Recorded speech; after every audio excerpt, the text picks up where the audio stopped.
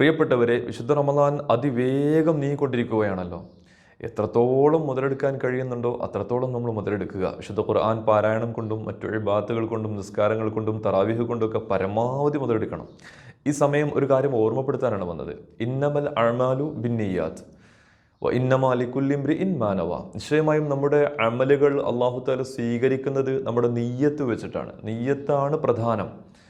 നമ്മളെങ്ങനെയാണ് അള്ളാഹുവിന് വേണ്ടി നിയ്യത്ത് വെക്കുന്നത്, കരുതുന്നത്, അങ്ങനെയാണ് നമ്മുടെ അമലുകൾ സ്വീകരിക്കപ്പെടുന്നത്. അപ്പോൾ പ്രത്യേകിച്ച് വിശുദ്ധ റമദാനിലെ ഓരോ നോമ്പുകൾ എടുക്കുമ്പോഴും കഴിഞ്ഞ തലേന്ന് മഗ്രിബ് മുതൽ സുബ്ഹിക്കിടയിലുള്ള ഒരു സമയത്ത് നല്ല രീതിയിൽ അള്ളാഹുവിന് വേണ്ടി ഞാൻ നോമ്പെടുക്കുന്നു എന്ന നിയ്യത്ത് നമ്മൾ വെക്കണം. എന്നിട്ട് അള്ളാഹുവിന് വേണ്ടി അന്നപാനീയങ്ങൾ ഉപേക്ഷിക്കണം. അള്ളാഹുവിന് വേണ്ടി അനാവശ്യമായ വാക്കുകളും ചിന്തകളും ഒക്കെ നമ്മൾ മാറ്റണം.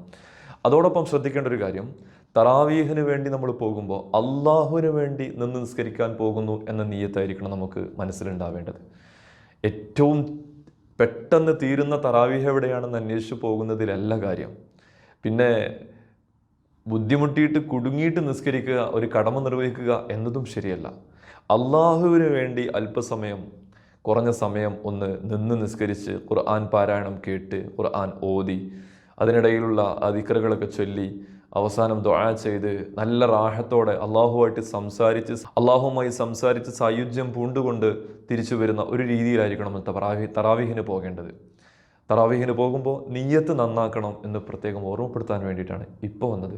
അള്ളാഹുവിനെ കബൂൽ ചെയ്യണ റഹ്മാനെ. ആമീൻ യാ റബ്ബൽ ആലമീൻ. അസ്സലാമു അലൈക്കും വറഹ്മത്തുള്ളാഹി വബറകാതുഹു.